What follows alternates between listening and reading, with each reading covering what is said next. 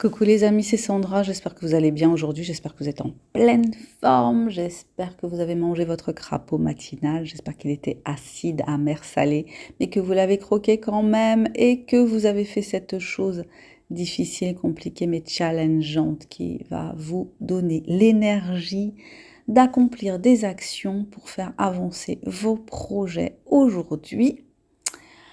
Aujourd'hui, j'avais envie de vous parler de santé. Alors, je parle souvent de santé, mais c'est vrai que j'ai le sentiment de plus en plus, vu la façon dont petit à petit notre système de santé en France se dégrade pour des raisons politiques principalement, à cause de choix politiques, que on doit être amené à prendre de plus en plus en main sa santé. C'est pas quelque chose de simple de prendre en main sa santé parce que on a été élevé dans l'idée que le médecin était le dieu de la santé qui allait nous soigner, qui allait nous protéger en nous aidant à faire éventuellement de la prévention. Mais je pense que les œillères s'écartent de plus en plus et que de plus en plus de gens se rendent compte, alors je parle d'une manière très générale, je pense que de plus en plus de gens se rendent compte que on ne peut plus totalement se fier à la médecine, surtout en ce qui concerne les maladies chroniques. Alors autant oui, tu as un accident grave, enfin une urgence, oui, tu te confies à la médecine, il n'y a pas de souci. Mais j'ai le sentiment que pour les maladies chroniques, dont on est quand même de plus en plus à être victime, entre guillemets, eh ben, il faut plutôt penser à s'en préoccuper soi-même et faire soi-même de la prévention. Donc prendre ce temps de faire des recherches, de faire des lectures, de se questionner sur ce que te dit le médecin, sur le cholestérol, sur les maladies cardiovasculaires, sur, en fait, sur les maladies du vieillissement. Voilà, donc à partir du moment où tu commences à prendre de l'âge, et ben, ça y est, tu dois être attaqué systématiquement par tout un tas de maladies qui sont là, qui t'attendent en embuscade. Mais à côté de ça, tu as des gens qui vieillissent très très bien, qui vieillissent bien. Je pense à Irène Grosjean, qui était une naturopathe qui est décédée récemment dans un accident, mais elle avait 93 ans et elle était dans une forme extraordinaire. Donc il y a des gens comme ça qui vieillissent extrêmement bien, qui ont une hygiène de vie particulière. Et c'est rare quand même que la médecine nous parle d'hygiène de vie. La prévention, ça consiste bien souvent en examens médicaux, en analyses. Par exemple, prenons le cas de la prévention du cancer du sein en France. C'est la mammographie. Voilà, donc pour prévenir, il faut que tu ailles te faire irradier les seins pour vérifier que tu n'as pas un cancer en préparation. Et évidemment, dès qu'on voit une petite trace, ben, on te fait flipper. Et il y a des femmes voilà, qui sont soumises à des protocoles qui finalement n'auraient pas lieu d'être, hein, parce que sans doute cette masse n'aurait pas... Cette masse qui a été vue lors de la mammographie, ben, ne se serait pas développée. Il n'y avait pas de garantie que cette masse se développe. Donc, la prévention, c'est ça. C'est pas trop manger mieux, manger moins de telle saloperie.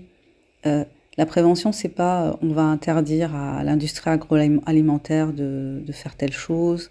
C'est pas on va arrêter les perturbateurs endocriniens. C'est pas on va conseiller aux femmes d'arrêter de prendre la pilule contraceptive et de se rabattre sur d'autres dispositifs de contraception qui ne vont pas perturber leurs cycles hormonaux et risquer de faire qu'elles développent des cancers. C'est pas, on va pas promouvoir certaines substances dont on sait pertinemment qu'elles peuvent provoquer des cancers. Enfin, voilà, c'est assez particulier la prévention.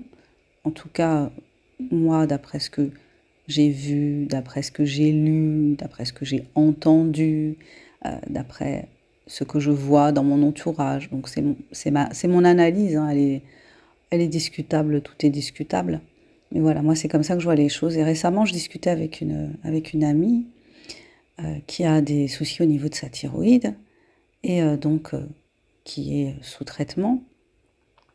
Et moi, ma posture, c'est de lui dire oui, ok, on t'a dit de faire ça, on t'a dit de prendre ça, qui te fatigue énormément et tu ne te sens pas mieux. Eh bien, peut-être que tu devrais prendre le temps de lire les livres sur le sujet, de voir ce qu'en disent d'autres médecins que ton médecin, parce que il y a énormément de médecins qui communiquent sur d'autres façons de se soigner. Il y a aussi de la médecine douce, dite douce. Enfin, voilà, il y a plein de façons en fait de se soigner qui sont considérées comme du charlatanisme. Mais après, on regarde autour de soi ce qui se passe. Qui survit en fait? C'est la question que je me pose beaucoup là. Qui survit autour de moi?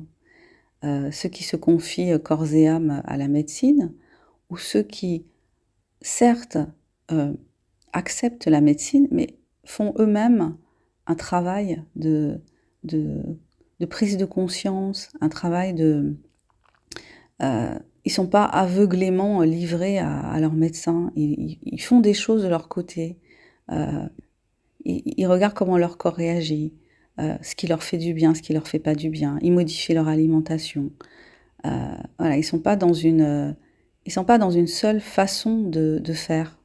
Ils sont pas dans une soumission totale à la médecine.